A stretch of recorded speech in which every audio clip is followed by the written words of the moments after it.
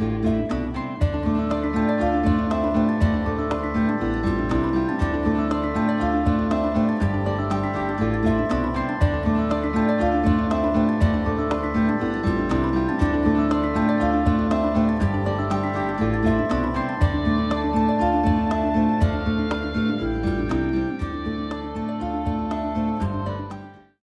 Oracle of Luna is a podcast with me, Bridget Engels, as your host.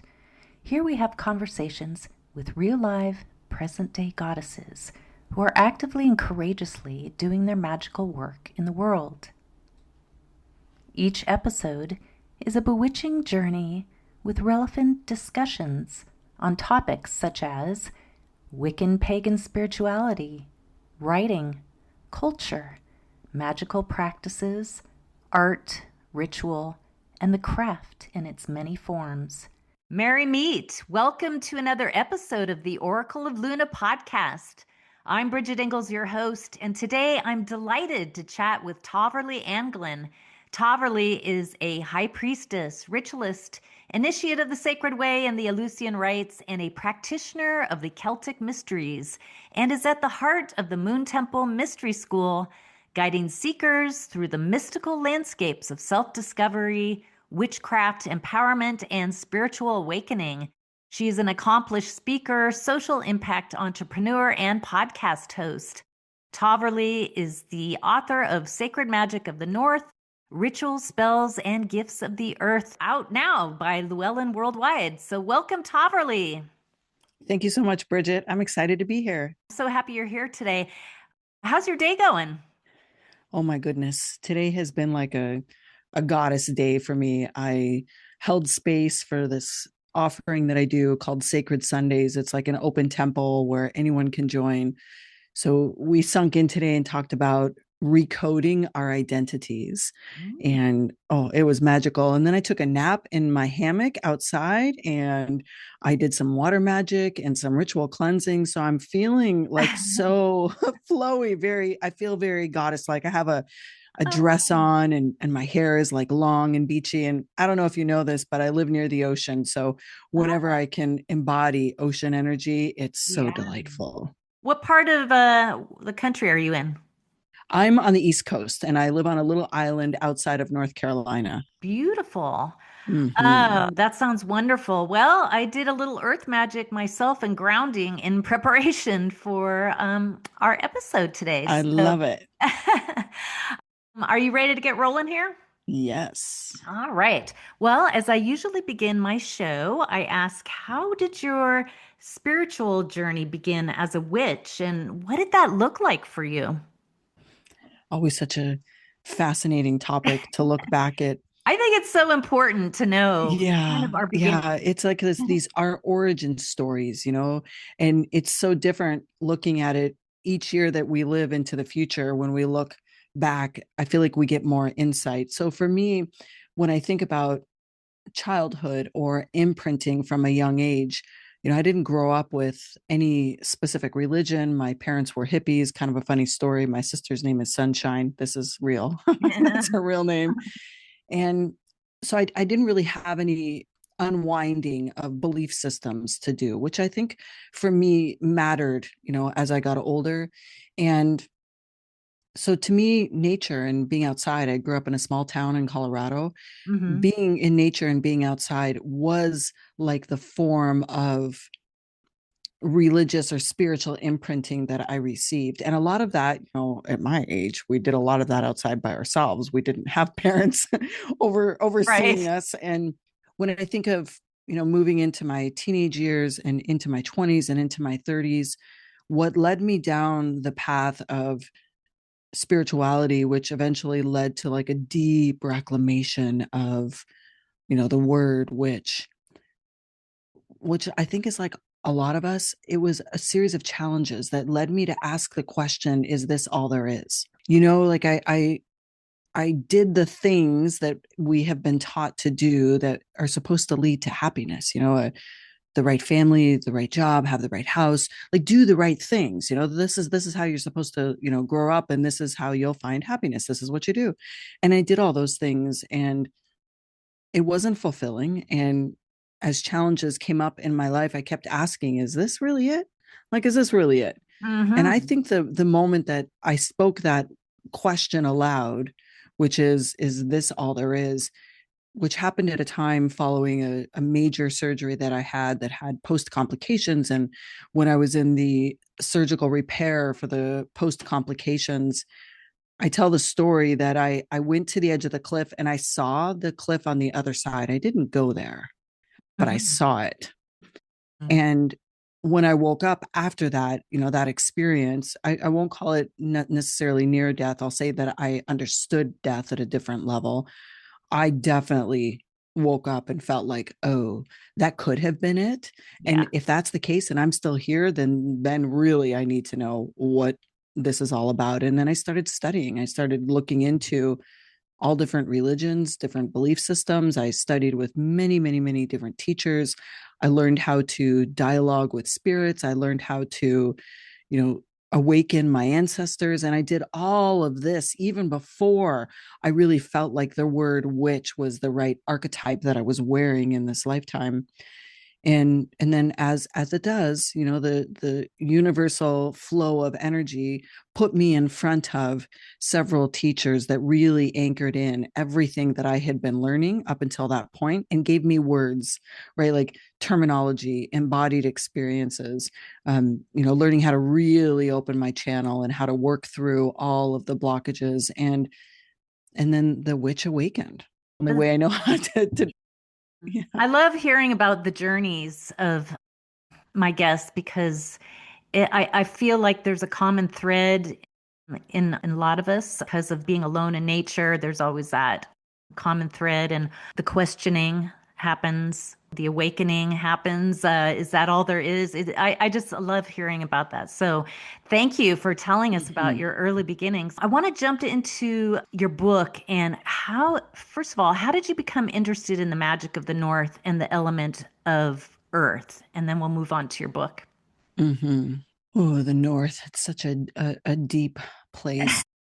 I learned a way to put all of the different pieces of spirituality and magic and how manifestation and protection and all the interconnectedness of all the things that we do. For me, it made sense in a wheel, which is one of the ways I learned it early on. And then it was anchored in over the years of pulling different pieces of these elemental fractions. And I know that felt like a big Mm-hmm. word salad. When you look at an element in a direction, it becomes more than just the physical, tangible element that we think of as earth, right? It becomes a time of our soul. It's a time in the day. It's a time in the year. The earth itself on the wheel sits in this period of sacred pause, right? It sits between the east, which is the beginning of everything, and the west, which is the conclusion of everything. And in between there sits the north, which is this like great pause. And it's the element of earth, and it's also our bodies. And when we see it as interconnected, it creates an opening for us to study ourselves, right? To study where we fit within the wheel Mm-hmm. pretty much at Mm-hmm. any point in time of the day. Like I can tell you right now, I'm definitely in the West, the sun is setting. I feel my day coming to a conclusion. Yep. I was in the South at, 11 o'clock this morning. And from then until now, I've been, lingering between moving from the South into the West, and the North will take place as soon as we're done with today. And I'm like winding down and going into that rest period. Mm-hmm. To me, my brain understands how the elements work through our bodies and through our soul and through our spirit differently when I can see them mapped out on a wheel. And so Yeah. Sacred Magic of the North is 1/4 of the entire piece of how our soul moves amongst this 3D and 4D and 5D plane. Mm-hmm. Tell us about your new book, Sacred Magic of the North, Rituals, Spells, and Gifts of Earth, and what inspired you to write it? And how does the reader work with your book? And I know it's part of a series, right, of the other Yes. directions and elements. Okay, I'll let you Yes. go. Yes. I think of the 4 books as I couldn't possibly put it all in one. Right, I can't just I right. couldn't just write a section about earth magic, because to the north, which is the element of earth, it's also our bodies. And there's such a big disconnect in how our bodies play this crucial role, especially right now. I mean, Mm-hmm. everything we're being fed is to take us out of our bodies or be disconnected from our bodies to be plugged into a machine. Yeah. Like if we think about that and we think of the North as being human, right? Being where our bodies interact with everything that happens around us, the North to me was this natural starting place. So I know that's not your exact question, but I'll say the North is the natural starting place because Mm-hmm. everything we want to experience on our spiritual path happens through our bodies because we still have a body. So we Right. start there, like deep connection to our body. So when you say you did grounding, you took your body's energy and plugged it into the earth. Yeah, I stood outside barefoot on the lawn Yeah. and looked up at the sun and breathed in the flowers and the trees around me and yeah, grounding into my body, grounding into the earth. Yeah, I want to find out a little bit more about embodying because that's a kind of a big part of your book. Well, for the North, it is. Yeah, yeah, oh Right. yeah, for this I book. can give you this little summary. If we think of the North as the element of earth and our bodies, the East is the element of air and our belief system. So in the East, we take it up to a higher plane. We work with vibration and sound and all of the beliefs that are running our subconscious system without our, Hmm. our necessarily our intentional choice. And then the South is our passion. It's our fire. We have this inner flame that matches what we can do with a real flame. It lives inside of us. And the West is the element of water and it's our emotion. So Hmm. when you think of the North as the earth and as our body, it is embodiment. It's taking everything that we desire, everything we want to experience, and remembering that it happens inside this physical flesh. Because when we experience, I mean, you're not going to experience chocolate the same way when you're a spirit and you're no longer in a body. You're not going to get that joy of that melted chocolate, in your mouth. It happens because you are still in your body. So Hmm. we work a lot on embodiment in all the classes that I teach. You know, Hmm. to me, our spiritual and psychic gifts get turned up a notch when you know how to connect with your body. You have Yeah. the ability to, dispel energy like you did grounding or raise energy like we do prior to spell work, all connected through your body. And all of that brings up a lot of squeakiness for people because unfortunately there's been so much trauma in the bodies of specifically women that it needed its own book, so that kind of more answers the Yeah. question of why separate it to the North, because our bodies and the element of earth is so deep and it's so Hmm. interconnected. And also in your book, you talk about ancestors and spirits of the of place and the land. So I want to definitely talk about the spiritual aspect of the North.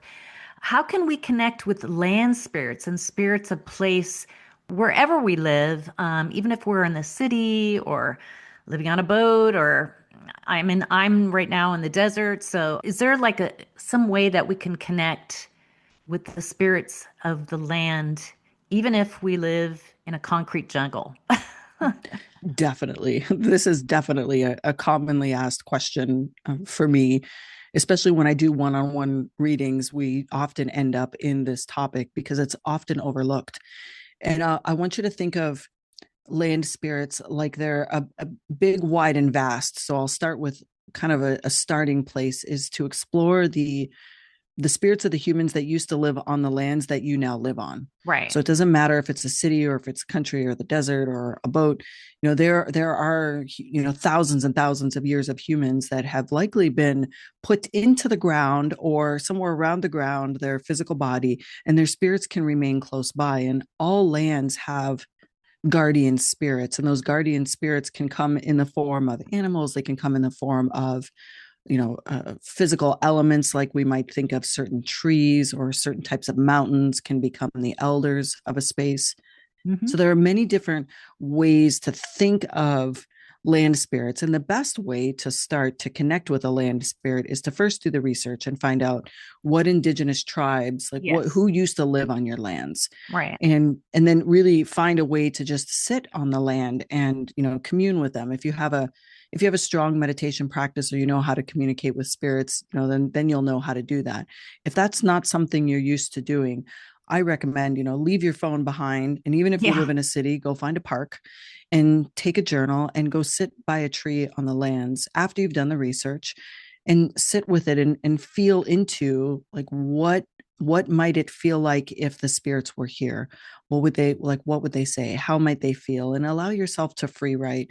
I mean, free writing is one of the most practical ways that we can Hmm. open our channel, but it has to be disconnected from a device. Now, it's fine if there are people around, because sometimes, especially if you're doing spirit communication and there's different people around or somebody walks by, you'll catch a word that they say, and they'll say a word or a noise will happen that will remind you of something or make you think of a symbol. And those are all messages. So it can all happen when you allow yourself to open your field. And in whatever way I know we don't have time to do that today, but Yeah. in whatever way you open your field, sitting with the land spirits after you research them is really powerful. And there are a lot of different tools I give in the book to do that. But I will say that one of the rituals I highly encourage people to do is to make offerings.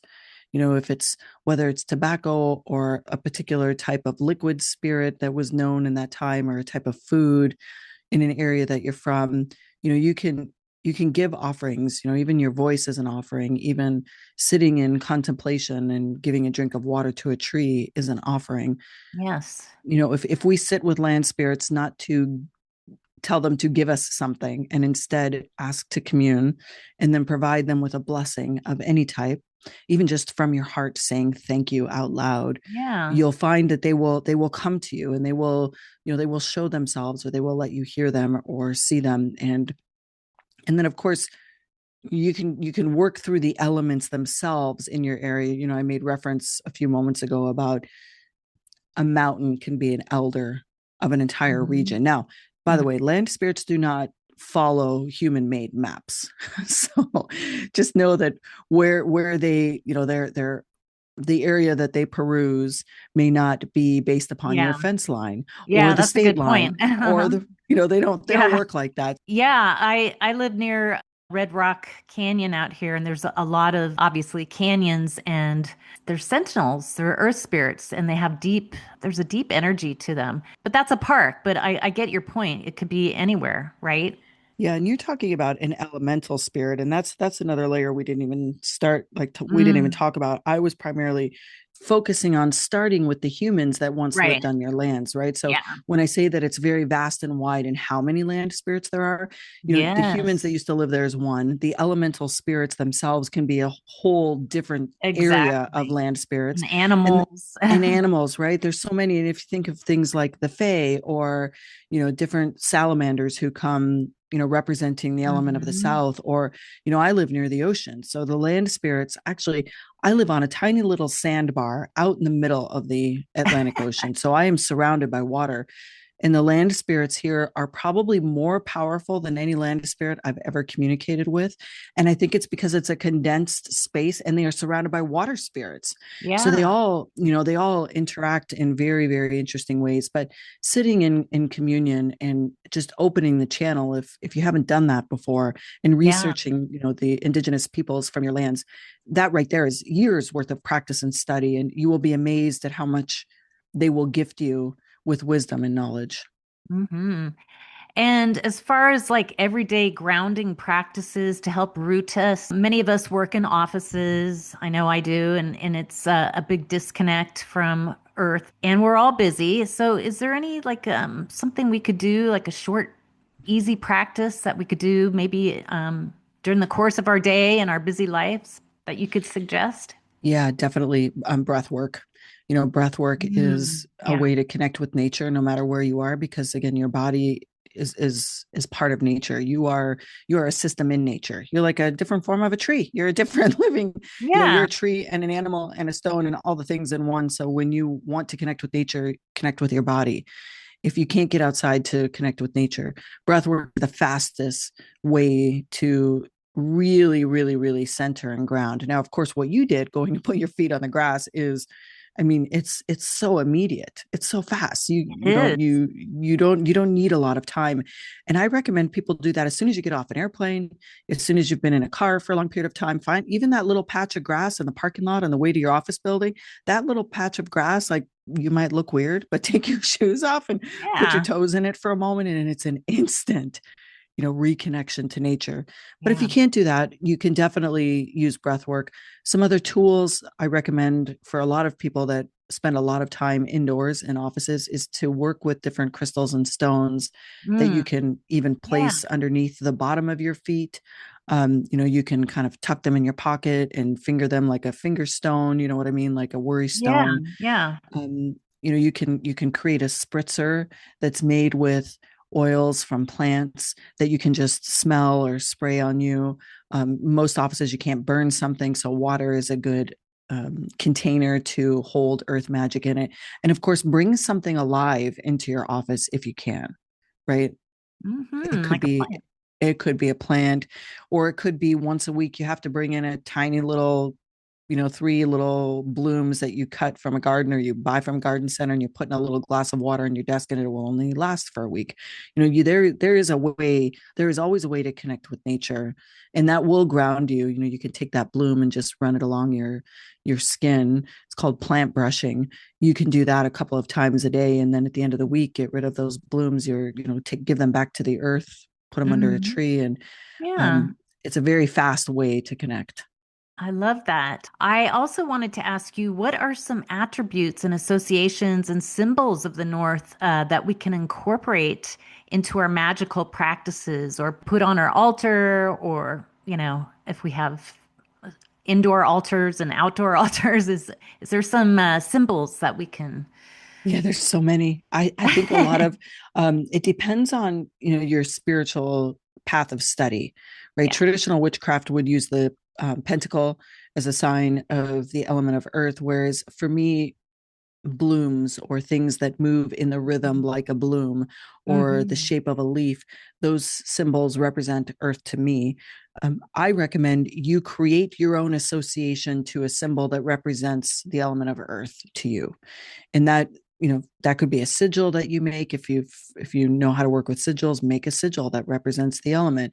If it's a symbol that you really really like, that you like to keep on your altar, or it's something you doodle or something you keep drawing over and over again, that's a Hmm. symbol that represents something to you. It could even be a spiral.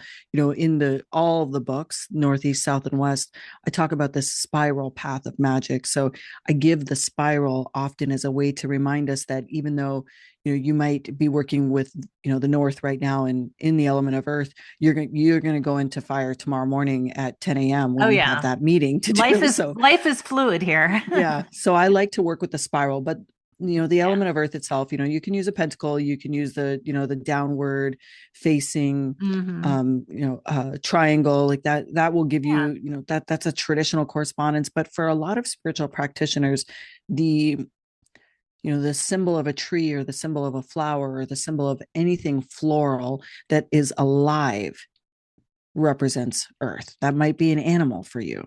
I definitely have. I always put fresh rosemary on my altar for my earth Mm. just because I love it so much and it grows so Mm-hmm. easily around wherever I live, it seems like. Mm-hmm. So, Mm-hmm. And that's, but I mean, that's actually activating your olfactory system. So yeah. that's taking you into the element of air. It also, rosemary is a purification of Mhm. your passions. So that takes you into the south. And because rosemary had to have water in order to grow, rosemary itself, if you think about it, it has all of the elements in one. So it's not just earth when you're working with rosemary. Yeah. Maybe This is that's how we why. cycle through. I mean, it's all things Yeah. are connected. It's all connected. Absolutely. Absolutely. And that's the way I feel when I read your book, and I'm still reading it, is that it's such a fluid circular wisdom, and there's no one way to understand it. It's a path. It's to be experienced. It's to be, you go on a journey with,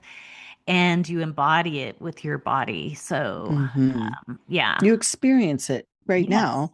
Hmm. If you're listening to this and you're not in a human body, then yay, thanks for joining us. If you're listening to this and you are in a human body, double yay, thanks for joining us. Thank you for everybody who's here listening. Yes, all beings, all beings. I wanted to quickly ask you, what is the Moon Temple Mystery School and what do they do? So in mystery school, And I call it a mystery school because we do have one ancient path that we teach that is an initiate path. It's the high priest and high priestess path. We usually open it once a year. This year we have two cohorts opening. So we will open another one in September. And it's the ancient tradition of how to bring rituals through your body. Some of the rituals are based loosely on Golden Dawn traditions. Some of them are deeply shamanic, and they're what I received when I initiated. So I'm carrying that path forward, and we allow every student to eventually become a mentor and a teacher. So it's a circular path of community. And then Is within it mystery online school, or in person or both? it's all online. We have Okay. done two initiations in person over the last several years, so that might happen again. It depends on the group together. Sometimes they want to do it together. Um, it's temple space. So when we open temple space, we do a journey across the veil once a month, and then we go into the classroom and we study all of the elemental magics. So then you learn how to do rituals and spells for each element. We do shadow work, we do healing magic, we do embodiment and sex magic, just in case this goes out on platform that doesn't like that word. So we do the whole spectrum of everything people want to learn. And the reason why it's an initiate path is because it's a study. It's Yeah. choosing to walk the 13 steps, and initiation is optional. And so that classifies it. That particular course makes us part of the ancient tradition of taking the oral teachings forward, because everything that we teach in that path cannot be found anywhere online. Like, it's not written in books. It's been passed along for hundreds and hundreds of years. And so that tradition continues. Now, in mystery school, we also do lots of other things that aren't part of that path. The Sacred Sundays, I told you that I led this morning with Yeah. totally free offering. And I have witch school, which is more spell driven, more astrology driven, like very specific step-by-step instructions. For example, in witch school for the month of June, we focused on energy mastery, like how to Mm. balance energy, how to raise it, how to Yeah. ground it, what to do when you call forth all the energy for your rituals and your spells. What do you do with all that energy? How do you channel it? Where do you dump it? So we have witch school within there as well. So there's lots of different ways to get involved, because I find some people are not ready or don't feel aligned with the word witch. And Right. so we take that out, because I don't want it to be a barrier for people to find the highest version of themselves that they can in the moment. So Hmm. whatever avenue that is that feels right for you, we have lots of different ways that we can do that together. Okay, beautiful. My next question is, before we jump into a grounding guided visualization, I wanted to ask for our listeners, what is your website and your social media so that they can find out more about you and your books and your offerings? Well, first, let me just say thank you, Bridget, for having me. This has been really great. Yeah. I would love anybody to find me with a name like Tahverlee. You can pretty much type it into any platform and you will find me, even though there might be fake ones of me. Look for the real me. Yeah. If you just type my name in, whether it's TikTok, Instagram, Facebook, Substack, you'll find me there. And my website is tahverlee.com. And that's where you'll find Sacred Magic of the North. And I also have an oracle deck coming out, which Ooh. is all of my own art. And the art wasn't created for the deck. The art has been painted over years and years and years of rituals, and it fit within the deck. So I Oh, have that coming out beautiful. as well. And that can all be found at tahverlee.com. And you can find a link to Mystery School there too. So I'll just, to make it Okay. easy, go to tahverlee.com and you can find all the things there. And it's Tahverlee. Correct. Two E's at the end. Yes. Okay. And when does your new Oracle deck come out? September 8th. Woohoo. I know, I'm so excited. I wrote the deck and was going to, I'll just go on a side story here. I wrote the deck and it's part of this whole Sacred Magic series. And I was Yeah. going to commission someone to create the art for me. And I've been painting for years as, post ritual and as part of divination. I do divination through art. And I had a group of sister witches visiting me at the time, and they were reading through all the different cards for the deck. And one of them stopped and looked around my house and they're like, wait a minute here. You have like 80 paintings in your house. You've done 80 plus paintings. Like, this card right here matches that exact message in that painting. What are you doing? And I'm like, what? what? So we went around and took cell phone pictures of all the paintings, printed them, and actually the entire deck is my own art, which I did not expect when I Cool. painted the paintings, which is I really love interesting. it. Yeah. Oh, Yeah. that's makes it even more magical. Yeah.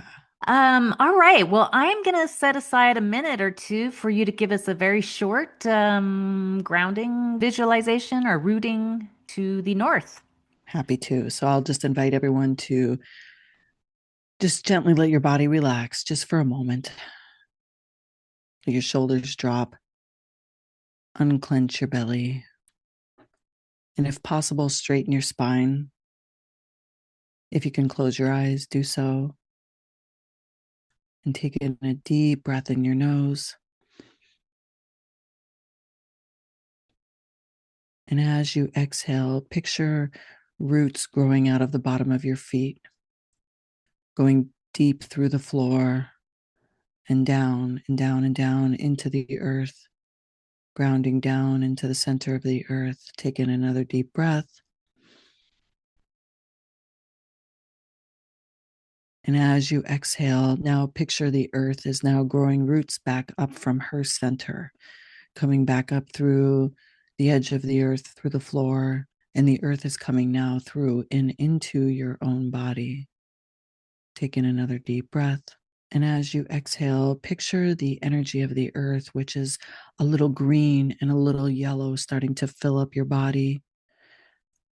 See those roots from the bottom of your feet going down and coming back up and through you and then back down again, creating this infinite loop of this green yellow light between you and the center of the earth. And take in a deep breath.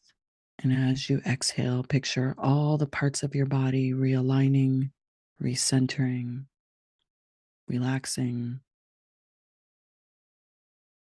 And so it is. Beautiful. Blessed be. Thank you so much. Mhm. That was wonderful. And really feel a little bit even more grounded now. So thank you. And also thank you for inspiring us to connect and embody the sacred magic of the North and the powerful elemental wisdom of the earth. So thank you again. Thank you, Bridget. Yeah. And thanks to all our listeners for joining us today. Blessed be.